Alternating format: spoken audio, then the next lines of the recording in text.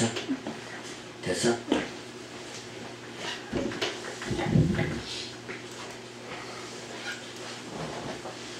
자, 오늘 시간에 우리가 히브리서 말씀을 상고해 나가면서 13장 7절에 보면 인도하던 자를 생각하며 은혜로 굳게 할 것을 권고합니다.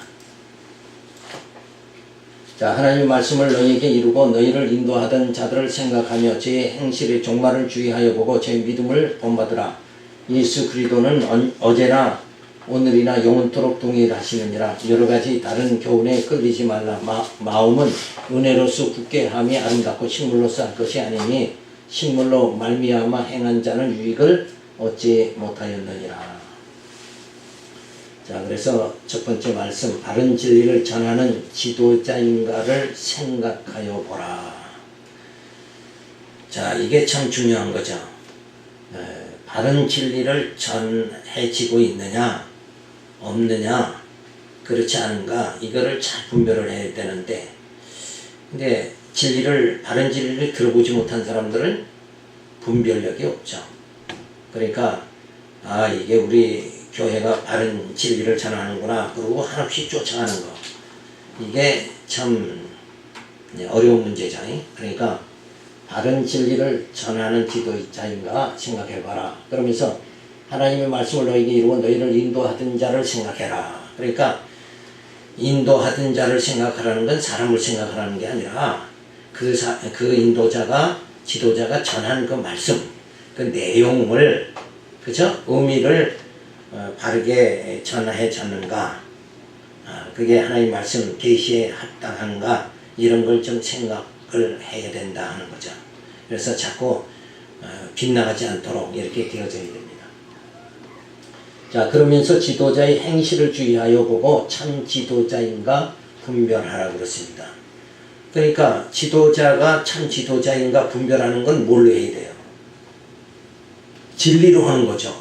성경에 입각해서 전하고 그리고 또 행위가 그렇게 나오는가. 그래서 이게 언행일치라는 게 굉장히 참 어려운 거죠. 말한 거와 자신이 하나님의 말씀 전한 거와 그걸 또 행실로 나타낸다는 거, 이거 굉장히 어려운 건데, 그래도 우리가 지도자라고 하면 좀 너무 어긋나지면 안 되죠. 그래서 말씀에 입각해서 행정도 이루어져야 한다, 이런 생각을 좀 해야 됩니다. 자, 그러면서 예수 그리스도는 변함이 없으신 것 같이 말씀도 불변하며 동일한 것이다. 그러니까 하나님의 그 언약은 반드시 이루어지니까 그게 하나님의 언약이 변질되는 경우는 없는 거예요. 그래서 말씀이 정말 구약의 근거를 통해서 신약의 실제가 이루어지고 있는가, 이게 전부 이렇게 맞아져야 된다 한다는 거죠. 자, 그러면서 물질이 있다고 마음을 굳게 하는 것이 아니라 하나님의 은혜로 마음을 굳게 해야 된다. 그러니까 진리의 말씀을 깨닫게 되면 거기서 하나님의 은혜를 깨닫게 되죠. 그래서 그 마음을 늘 굳게 해서, 그래서 물질 의지하지 말고 하나님 말씀 의지하면서 그렇게 우리가 늘 살아가야 된다 하는 거죠. 그래서 말씀이 곧 진리입니다. 그래서 하나님은 여호와시다. 예수는 그리스도다. 그러니까 하나님 말씀, 성경, 그럼 구약은 뭐예요? 하나님이 여호와시다. 신약은 예수는 그리스도다. 그러니까 그것이 뭐예요? 그렇게 되어지는 것이 바로 진리다는 거죠. 그러니까 이 진리에서 우리가 떠나지 않도록 그렇게 되어져야 됩니다. 그래서 하나님이 여호와시고 예수는 그리스도다 라고 전하는 지도자가 뭐예요? 바른 지도자다. 그러니까 누구를 점점 알게 하는 거예요. 강단에서 강론이, 지도자가 강론이 계속 되어질수록 점점 누구를 알아가는 거예요. 하나님의 여호와심을 알고 예수가 그리스도임을 점점 알아가도록 이렇게 교회는 강론이 계속 되어져야 된다. 근데 그게 성경을 의미로 잘 이렇게 전하지 못하면 그냥 자꾸 표피적으로 단어에만 매이다 보면 이 전체를 보지 못하는 거예요. 그래서 비진리는 철학적 설교요, 교훈적 설교, 단편적 설교요, 율법적 설교다. 뭘 이걸 이렇게 하세요. 그러면은 거기에 주체가 누가 되냐면 인간이 되잖아요. 그러니까 하나님의 은혜에서는 점점 멀어져 갈 수밖에 없는 거다. 그래서 예수님도 그러죠. 나를 따라오려면 자기 십자가를 져라. 그러니까 자기 부인, 내가 아무것도 할 수 없는 무능력자다. 이걸 깨달아야 돼요. 먼저 그걸 깨달아야 하나님 말씀이 은혜로 내게 점점 다가와지게 되어진다는 거죠. 그래서 이러한 비진리에 의한 율법적, 그죠? 행위 의존신앙, 이걸 자꾸 강조하게 되면 그들은 다 거짓 지도자다. 그래서 예수님 당시에는 뭐예요? 바리새인들, 사두개인들이 행위 의존신앙, 율법신앙이었죠. 그러니까 예수님이 독사의 자식들하고 책망을 하게 되어진 거예요. 자, 그래서 말씀과 행실, 말씀이 중요하고 또 행실도 그 말씀에 부합한 행위가 나타날 때 그게 거룩이죠. 말씀으로 속사람이 새롭게 되어지는 거, 이게 경건의 생활이다. 그러니까 교회는 무슨 일을 하는 게 중요한 게 아니라 먼저 말씀을 깨닫고 신의 성품에 이르도록 거룩한 그 삶이 주어져야 된다. 그것이 바로 이렇게 말씀으로 거룩함의 행실이 이르도록 가르치는 지도자가 뭐예요? 바른 지도자다. 근데 점점 말씀 중심이 아니라 자꾸 율법신앙 행위로 가르치다 보면 인간 중심이 자꾸 될 수밖에 없는 거다. 그게 거짓 지도자잖아요. 그래서 행실의 부정함이 나타나게 되면 이권적이며 세욕적이며 권위적이며 위선적인 모습으로 점점 나타날 수밖에 없는 거예요. 그러니까 이러한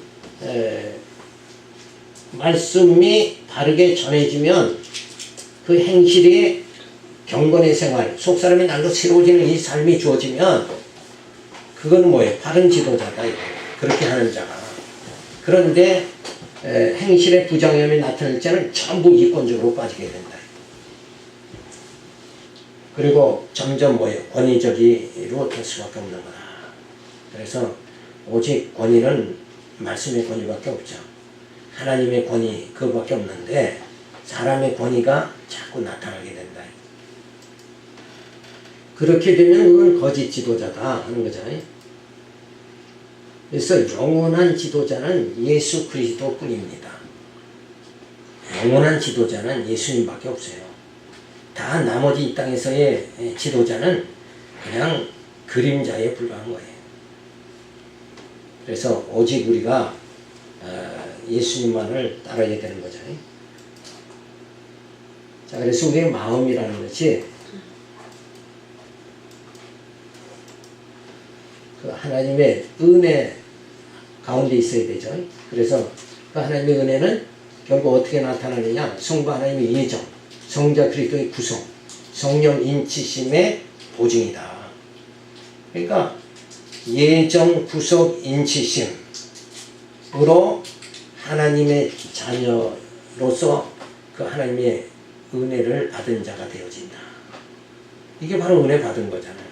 내가 하나님 앞에 하나님으로부터 택한 자로 예정, 이미 영원 전에 창세 전에 예정을 받았죠. 그때 벌써 하나님의 은혜 가운데 우리는 있는 거예요. 근데 우리는 뭔가 자꾸 부족하다고 생각하고 산다. 부족한 건 전혀 없는 거예요. 하나님의 은혜는 충만한 것이다.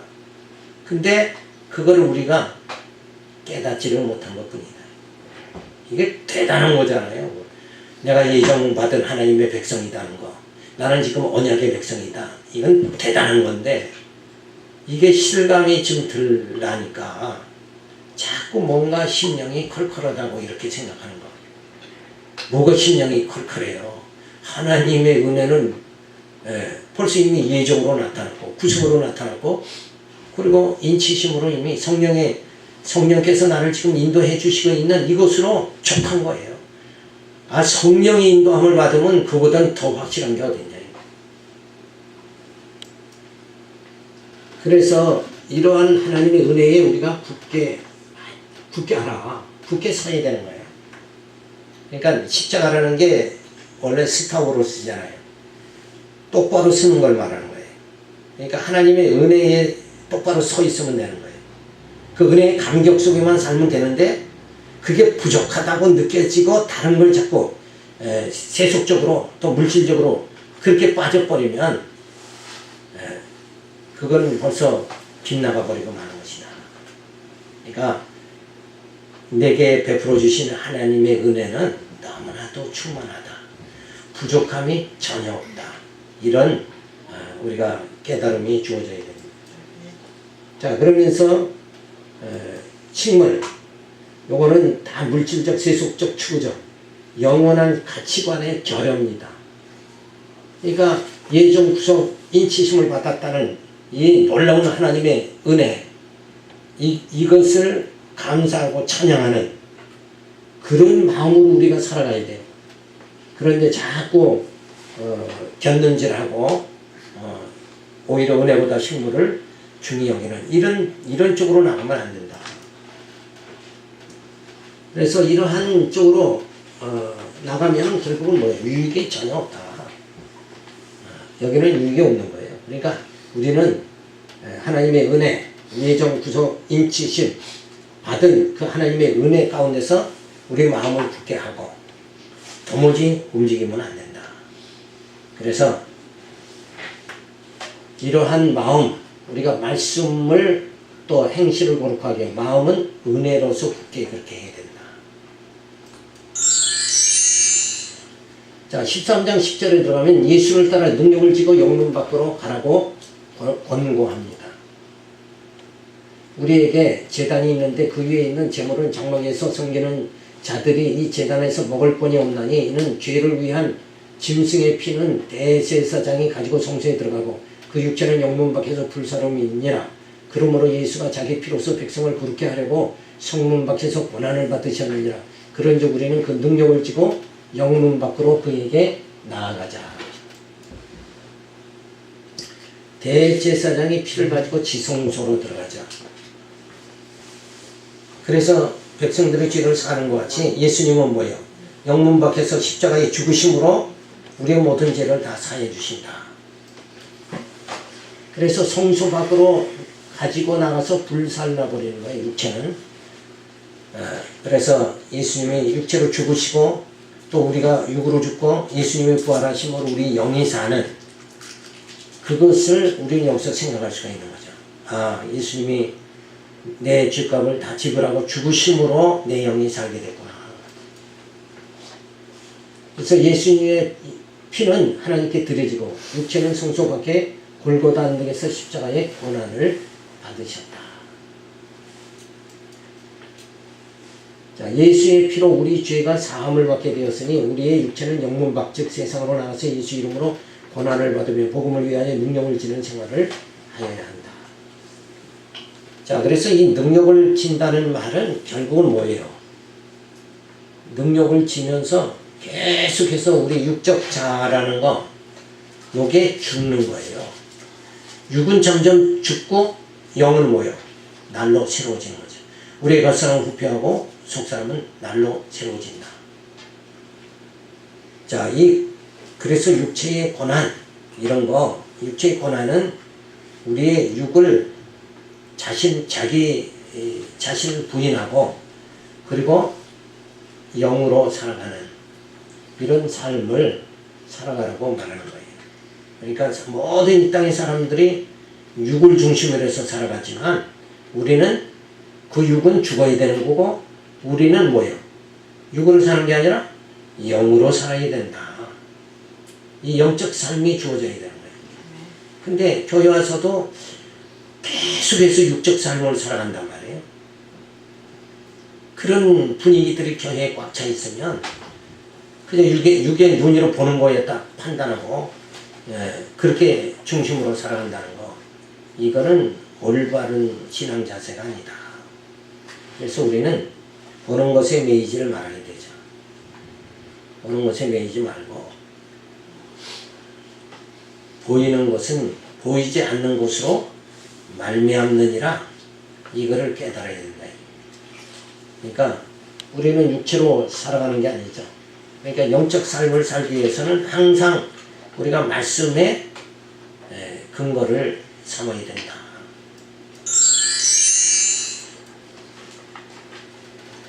자, 그래서 이 사진이 보면은 성소죠. 성소에 저기 빨간 이렇게 된 데가 어디예요?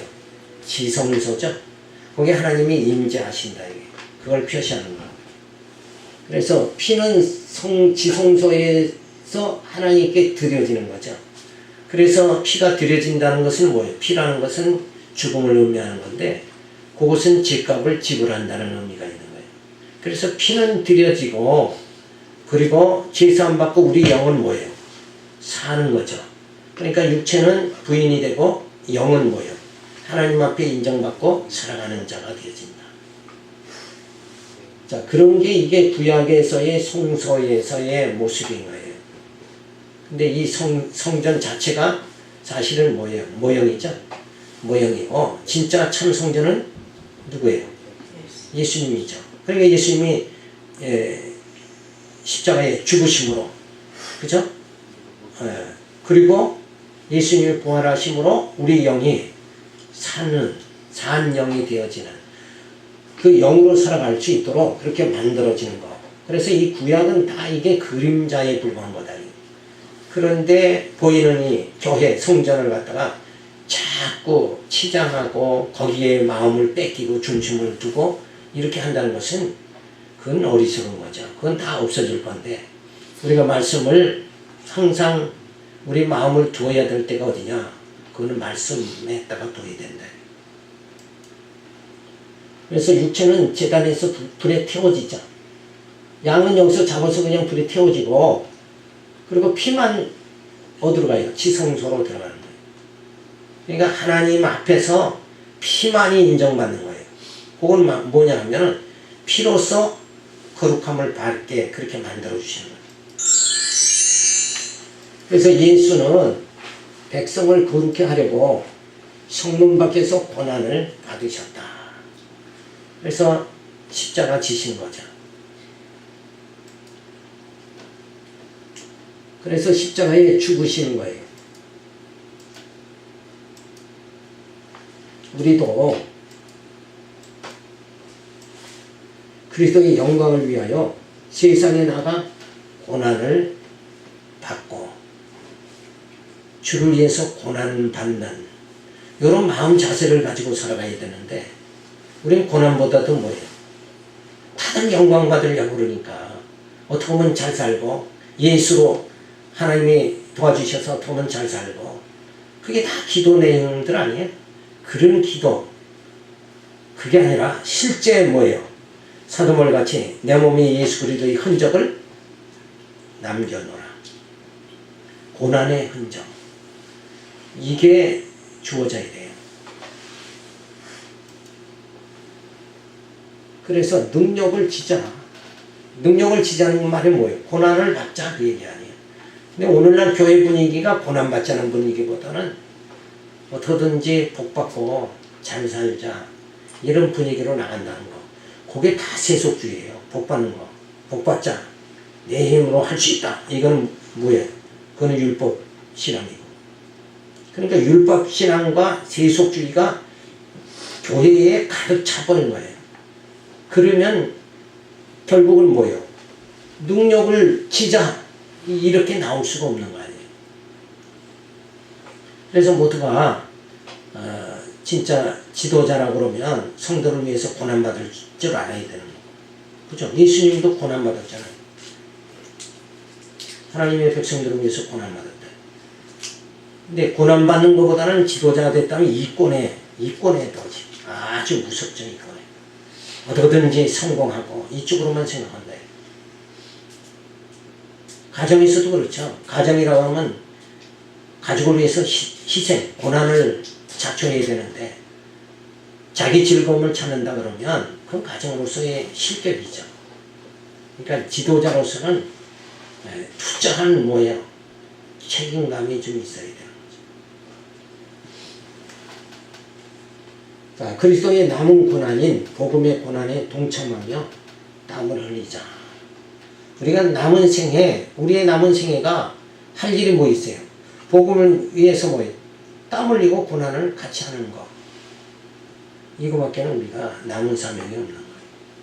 그래서 늘 하나님 말씀을 더 확실하게 깨닫기를 원하고 소원하고 그 말씀이 전파되기를 소원하는. 그래서 우리가 전부 그리스도의 영광을 위해서 고난을 받고 능력을 짓자 이렇게 되는 마음 자세. 이렇게 되면 고난을 받겠다 하고 죽으면 죽으리라 하는 마음속에 있으면 불평, 짜증 이런 게 나오지 않아요. 불평, 짜증은 내가 벌써 중심이 됐기 때문에 불평, 짜증이 나와요. 하나님의 일이 좀 안 되면 뭐예요? 안 된다고 해서 내가 짜증 날 건 없잖아요. 그죠? 하나님이 다 하시는 일이니까. 오히려 내 일이 안 될지 짜증이 나는 거예요. 그러니까 내 마음 자체가 어떻게 돼요? 이게 완전히 바뀌어버리죠. 거듭난다는 것은 결국은 내가 죽고 내 안에 그리스도가 사시는 이 상태로 되면 짜증도 뭣도 다 필요 없는 거예요. 아, 내가 지금 요새 행복한가? 안 행복한가? 이런 생각을 한다는 자체가 벌써 뭐예요? 그건 내가 주인이 됐다는 얘기잖아요. 그러니까 내가 사는 게 아니라 내 안에 그리스도가 사신다 그러면 그런 모든 문제가 등장할 수가 없게 되어지는 거죠. 그래서 고난받자 이러면서 사시기 바랍니다. 자, 13장 14절 들어가면 하나님이 기뻐하시는 제사를 드리라는 것을 권고합니다. 자, 우리가 여기는 영관 도성이었고 오직 장차 올 것을 찾나니 이러므로 우리가 예수로 말미암아 항상 찬미의 제사를 하나님께 드리자. 이는 그 이름을 증거하는 입술의 열매니라. 오직 선을 행함과 서로 나눠주기를 잊지 말라. 이 같은 제사는 하나님이 기뻐하시느니라.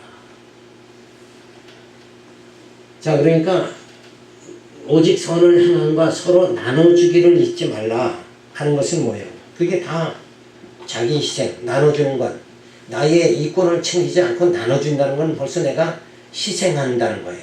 그 희생한다는 건 아까 말한 대로 뭐예요? 고난을, 예수 이름으로 고난을 자초하는 생활이죠. 그런 생활이 신앙생활에서 나타나야 된다 하는 말을 해주고 있습니다. 그래서 영관 도성이 이 땅에는 없고 장차 올 것을 소망한다. 우리가 그렇게 고난을 자초하면서 살아가는, 복음을 위해서 고난을 자초하면서 살아가는 그 삶 자체를 해야 되는 이유는 뭔가? 그 이유가 뭐예요? 이 땅은 영구한 게 아니고 영구한 그 하나님의 나라에 가서 살 거니까 그 나라를 전하는 일에, 전파하는 일에 우리가 매진해야 된다 하는 말을 해주고 있어요. 그러면서 찬미의 제사, 영구한 도성이 장차 올 것이므로 소망이 있으니 찬미를 드리게 된다. 자, 베드로전서의 성도 생활 기초가 뭐라고 그랬어요? 찬송하리로다 그랬잖아요. 그러니까 하나님께서 다 모든 섭리를 하나님이 예정하시고 구속하시고 인쳐주시고 그리고 교회를 세워서 우리를 말씀으로 양용무장 투쟁 승리하게 하시고 부활의 몸, 신령한 몸을 입고 신령한 나라에 들어가도록 해주시니까 그 모든 일을 누가 한다는 거예요? 사람이 하는 게 아니라 하나님이 다 시작하신 이가 끝까지 다 하시니까 그러니까 우리는 뭐예요? 그냥 찬미만 드리면 된다. 그래서 성도 생활은 찬송하리로다. 그래서 범사에 감사하며 찬송하는 생활. 오늘도 하나님의 은혜로 내가 사는구나. 모든 일이 다 하나님의 은혜로 되어지는구나. 그렇게 생각하면 찬송이 터진다. 근데 내가 오늘도 그래도 뭔가 해야지, 이 땅에 와서 뭔가 해야지 이렇게 생각하면 찬송이 터져나올 수가 없는 거죠. 그러니까 이 찬미의 제사를 하나님이 기뻐하시는 제사, 그게 뭐냐? 찬미의 제사다. 그 찬미의 제사를 드릴 수 있는 그런 신앙생활을 우리가 해야 되죠. 자, 그래서 영구한 도성을 바라보는 소망이 있으므로 선을 행하게 되고 서로 나눠주기를 좋아하는 생활을 하게 된다. 자, 그래서 늘 이렇게 우리가 나눠주기를 좋아하는 거. 그러니까 내 것만 챙기지 말고 내 중심으로 살아가는 게 아니라 말씀 중심으로 살아가면서 말씀, 그 하나님의 은혜를 나눠주는 자 이렇게 되어져라. 은혜를 그래서 어때요? 끼치는 자가 되라.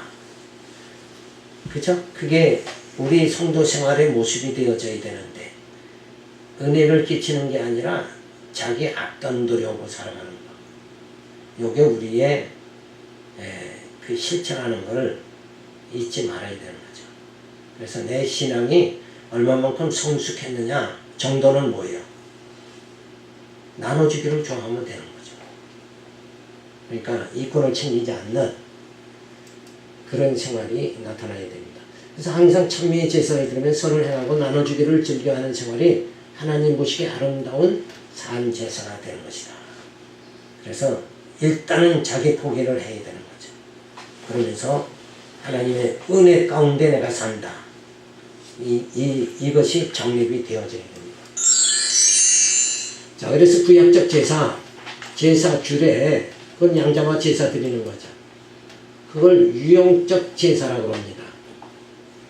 그런데 신약적 제사는 그 이름을 증거하는 겁니다. 찬미의 제사. 그 이름을 증거한다는 말은 뭐예요? 아, 하나님은 여호와십니다. 하나님은 약속대로 이루신 분입니다. 하라고 내 마음속에 인정하면 그게 바로 하나님을 찬양하는 것이다. 그래서 하나님의 그 선하신 일이 뭐예요? 예수 보내고 그래서 죽었던 자를 살리고 성령 보내가지고 거듭나게 하고 교회 세우고 말씀으로 양육 무장 투쟁 승리하게 하고 그리고 부활의 몸 신령한 몸을 입고 신령한 하나님 나라 들어가게 하는 이 모든 일이 하나님의 선하신 일이다. 그 선하신 일이 그대로 이루어질 줄로 믿습니다. 그러면서 여호와를 부르면 그게 바로 찬미의 제사다.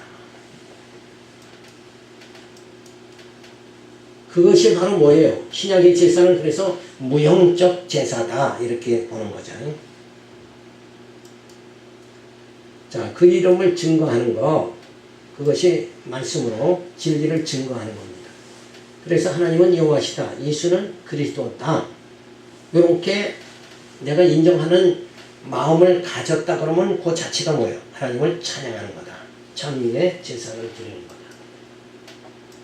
그래서 말씀을 행실로 거룩함을 보이고 말씀으로 속사람이 새롭게 점점 경건의 생활이 점점 이루어져 나가는 요 성도의 생활이 우리 가운데 주어져야 되는 거예요. 그러니까 교회는 거듭 말씀드리지만 무슨 일을 많이 하는 게 중요한 게 아니라 뭐부터 해야 돼요? 예수 그리스도와 신령적 연합을 통해서 뭐예요? 말씀으로 속사람이 점점 새롭게 되어지는 거. 우리의 겉사람은 후패하나 속사람은 날로 새로워진다. 요게 교회가 성도의 삶이 그 삶으로 이어져 나가야 된다. 그래서 영적 거룩함에 점점 이르러야 되는데 그냥 맨날 육에서 머무르고 육적 관심 거기서 머무르고 있으면 안 된다. 그래서 선을 행하고 나눠주기를 즐거워해야 된다. 바로 그것이 그리스도의 지체의 삶이다 하는 것을 말해줍니다. 그러니까 말씀으로 거룩함을 이루고 행실의 거룩함을 통해서 선을 행하고 나눠주기를 좋아하는 그러한 삶이 그리스도의 지체의 삶이다. 바로 그러한 삶이 뭐예요? 찬미의 제사다. 그러니까 막 목소리를 높여서 찬송하고 막 뛰고 그냥 손 흔들고 이런 게 아니라 하나님은 중심을 보시잖아요. 마음이 어떠한 상태에 있느냐. 그 하나님의 예정하신 구속하신 인치심의 그 하나님의 사랑, 그 은혜에 감격하는 마음을 가지고 살아간다 그러면 그 삶 자체가 뭐예요? 그게 찬미의 제사가 되는 것이다. 자, 13장 17절에 들어가서 인도자를 순복하고 즐거움으로 일하게 하라고 권고합니다. 너희를 인도하는 자들에게 순종하고 복종하라. 저희는 너희의 영혼을 위하여 경성하기를 자기가 회개할 자인 것 같이 하느니라. 저희로 하여금 즐거움으로 이것을 하게 하고 근심으로 하게 하지 말라. 그렇지 않으면 너에게 유익이 없느니라. 지도자가 말씀을 바르게 전할 때 그 말씀의 권위에 복종하라는 것이며 사람에게 복종하는 어리석은 자가 되지 말라는 것입니다. 그러니까 우리는 항시 교회 생활에서 묵음짐이 되는 건 지도자의 말에 따라서 묵음짐이 되죠. 근데 그 지도자의 말에 매이는 것이 아니라 우리는 그보다도 더 근원적인 거 뭐냐면 말씀이죠. 그러니까 말씀이 입각해서 우리가 모든 것을 판단하면서 살아야 된다. 그래서 항상 지도자에게 복종하는 게 아니라 지도자가 전하는 그 말씀에 복종하는 이렇게 되어져야 되는 거예요. 근데 문제는 뭐냐면 지도자가 바른 말씀을 전하지 않을 때는 그런데 그 지도자의 말에 복종하고 살면 그건 완전히 맹종이 되는 거다. 그건 그릇 땡겨 가는 거예요. 그러니까 우선은 앞에서도 말했지만 우선 지도자가 바른 복음을 전하는가를 살펴야 된다 그거 아니에요. 그 살펴가지고 지도자가 하나님의 말씀대로 가르침 있고 인도하면 뭐예요? 거기에는 뭐예요? 순종해야 된다.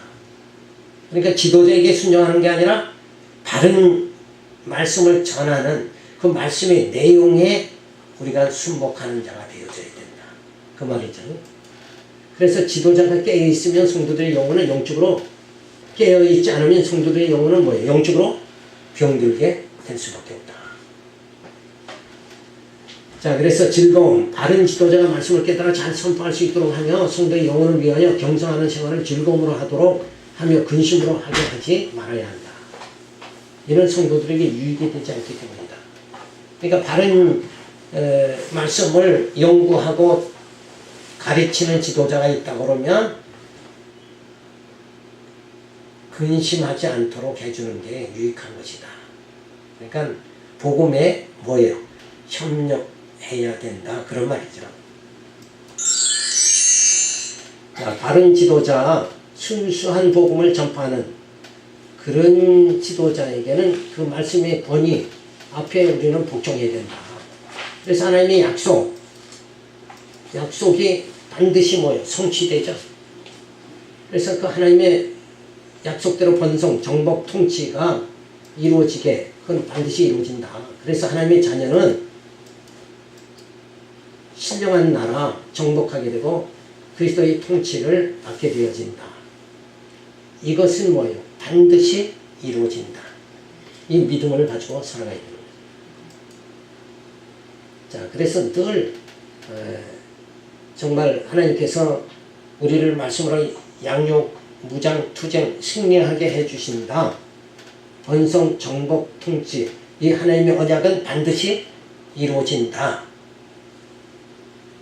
그걸 믿으면 바로 우리에게 소망이 주어지는 거예요.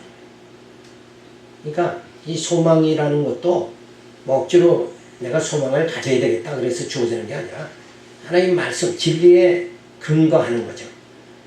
그 하나님의 언약의 말씀이 나를 소망을 가지게 그렇게 만들어준다. 그러니까 하나님의 언약의 말씀을 깊이 상고하지 않으면 소망도 사실은 주어지기가 힘들다는 결론이 나오는 거예요. 자, 그래서 이 소망이 주어질 때만이 삶의 질서가 유지된다. 올바로 정신 똑바로 차리고 흐트러짐 없이 우리가 성도의 교회생활, 사회생활, 신앙생활을 할 수 있게 되어진다. 그래서 바른 지도자에게 복종하는 것, 그게 즐거움이 주어진다.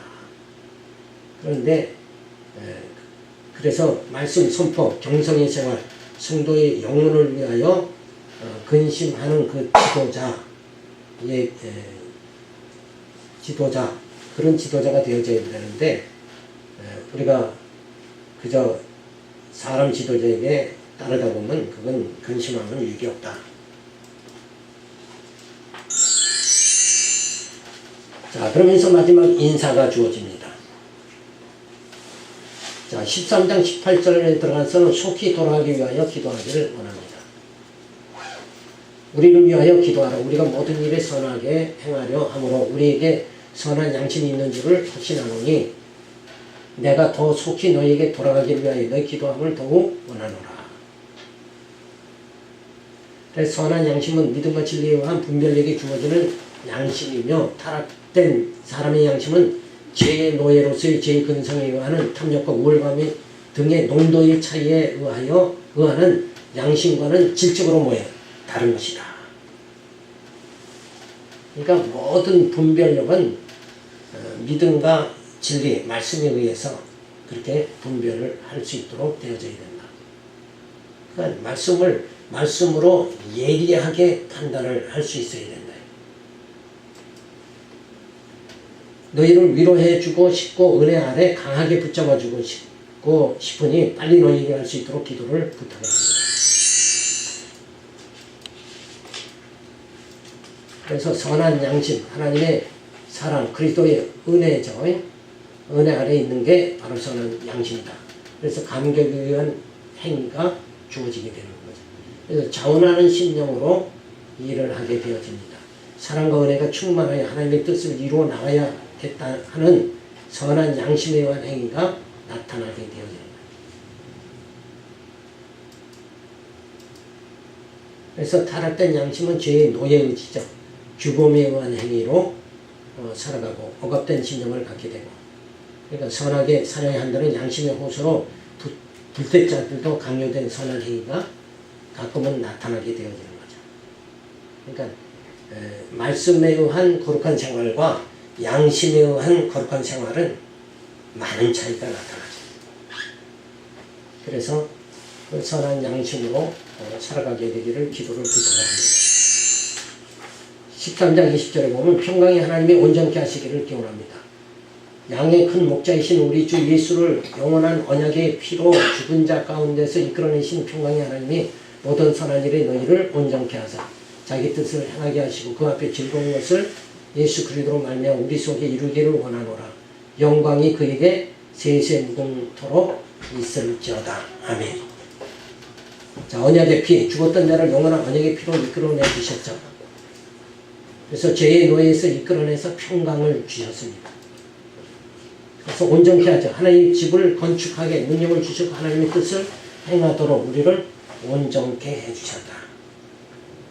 그러니까 모든 우리 속에 있는 죄의 소욕, 육신의 소욕을 다 소멸시키면서 점점 성령의 소욕으로 그리고 하나님의 형상으로 온전케 점점 우리를 이끌어 나가신다. 그게 주님의 은혜죠. 자, 여기 즐거운 것을 그리스도로 말미암아 우리 속에 이루시기를 원하며 모든 영광이 세세 무궁토록 있기를 축원하옵니다. 자, 원래 아담의 후손은 다 어둠에 처해 있었는데 예수님이 오셔서 빛 가운데 인도해 주시죠. 그래서 죽은 자 가운데서 영원한 언약의 피로 이끌어내 주셨다. 그래서 모든 선한 일로 온전케 하사 자기 뜻을 행하게 그렇게 만들어 주신다. 그래서 신령 성전을 건축하게 하시고 신령한 나라를 소망하게 하고 경건의 생활을 하도록 그렇게 우리를 성령께서 인도해 주시는 거죠. 그래서 능력을 주심으로 건축할 힘을 얻게 되고 소망을 부여 잡는 힘이 주어지고 의의 열매를 맺는 힘이 주어지게 되어진다. 요 말은 결국은 뭐예요? 계속 육적으로 살아가는 게 아니라 이제는 뭐예요? 육을 거스리고 영으로 살아갈 수 있도록 그렇게 만들어 주신다. 영광이 그에게 세세 무궁토록 있을지어다. 그래서 모든 그 선한 일을 시작하시고 끝까지 이루시는 분이 누군가? 하나님이시죠. 그래서 오직 영광이 누구에게만? 그에게만 있을지어다. 그래서 13장 22절에 마지막 권면과 만남을 약속하며 문안과 축원을 합니다. 자, 형제들아 내가 너희를 권하노니 권면의 말을 용납하라. 내가 간단히 너희에게 썼느니라. 우리 형제 디모데가 노인 것을 너희가 알라. 그가 속히 오면 내가 저와 함께 가서 너희를 보리라. 너희를 인도하는 자와 모두 믿는 성도에게 문안하라. 이달라에서 온 자들에게 문안하느니라. 은혜가 너희 모든 사람에게 있을지어다. 그래서 천사보다 아론보다 모세보다 우월하신 예수님이 우월하시다는 것을 가르쳐주며 복음신앙이 율법신앙보다 우월하다는 것을 말씀으로 권면하여 주었으니 잘 받아들이라고 다시 한번 말해주고 있죠. 그래서 우월한 복음 안에서 믿는 것과 아는 것이 하나가 되어 한 형제가 되었으니 서로 무난하며 영적 교제를 하라고 권면을 합니다. 그래서 은혜가 충만하여 온전끼리 하나님의 뜻을 행하도록 능력 주시는 하나님의 은혜가 모든 믿음의 힘에게 있기를 축원해 줍니다. 그래서 권면의 말을 용납하라고 그러죠. 예수님은 천사보다 모세보다 아론보다 신분상 우월하니 주님을 따르라는 것을 권면했는데 이 권면을 너희가 용납하라 하는 말은 뭐야? 받아들여라 그런 말이죠. 자, 예수님이 제사장 성막 속죄 제물은 율법의 제사장 성막 속죄 제물보다 우월하니 예수님을 따르라는 권면을 해줍니다. 그래서 구약의 성도들은 약속만 먹어도 고난을 이기는 신앙생활을 하였으나 우리는 약속의 성취를 보고 믿는 신앙이니 어떠한 고난도 두려워하지 말라는 권면을 해줬습니다. 그래서 말씀의 권면을 마음에 새기라. 그리고 생활의 유익이 되게 하라. 그리고 믿는 것과 아는 것이 하나가 되게 하라. 이게 우리가 교회에 모여서 해야 되는 일들이다. 그러니까 나누는 것보다 뭐요? 우리가 하나 되어져야 된다. 성령이 하나 되게 한 것을 나누지 말지니라. 자, 그래서 서로 무난하라고 해줍니다. 그러면서 은혜가 너희 모든 사람에게 있을지어다. 우리에게 늘 하나님의 은혜 그것만 너희에게 있을지어다. 자, 이렇게 해서 히브리서를 마칩니다. 우리가 이 히브리서를 통해서 야, 진짜 내가 믿는 예수는 천사보다 모세보다 아론보다 우월하신 분이다. 이걸 깨달았다 그러면 우리 신앙은 뭐예요? 흔들리지 말아야 되죠. 그리고 이 확실한 복음을 전하는 데에 어떠한 고난이 있어도 내가 그것을 자초하리라 이러한 결단이 주어져야 된다. 그러면 육신의 사소한 어려움은 뭐예요? 다 없어지게 되어지는 거예요. 그래서 오직 사나 죽으나 주를 위해서 살아가는 이런 믿음을 우리가 이번에 히브리서를 살펴보면서 야, 내가 정말 내가 믿는 예수님이 이렇게 우월하신 분이구나. 그러니까 이 복음신앙에서 뭐예요? 흔들리지 말아야 된다. 그리고 이 복음신앙으로 뭐예요? 이 교회가 세워져야 된다. 이게 우리 남은 생애에 할 일이다. 복음을 위해서, 진리를 위해서 고난을 받자. 이렇게 히브리서에서 강조해 주잖아요. 그러니까 고난 받자. 이게 굉장히 중요한 거예요. 근데 사람들은 고난 받자 그런 것보다 복 많이 받아야지. 이렇게 나가면 신앙은 뭐예요? 그냥 그건 삼천포로 빠지는 거죠. 그럼 거기에는 평강이 주어지지 않는다. 그래서 고난을 정말 자초하는 그런 신앙 자세를 가지면 하늘의 평강이 주어질 줄로 믿습니다. 기도하겠습니다. 할렐루야, 감사를 드립니다. 히브리서의 말씀을 몇 주간에 걸쳐서 저희들이 살펴봤습니다.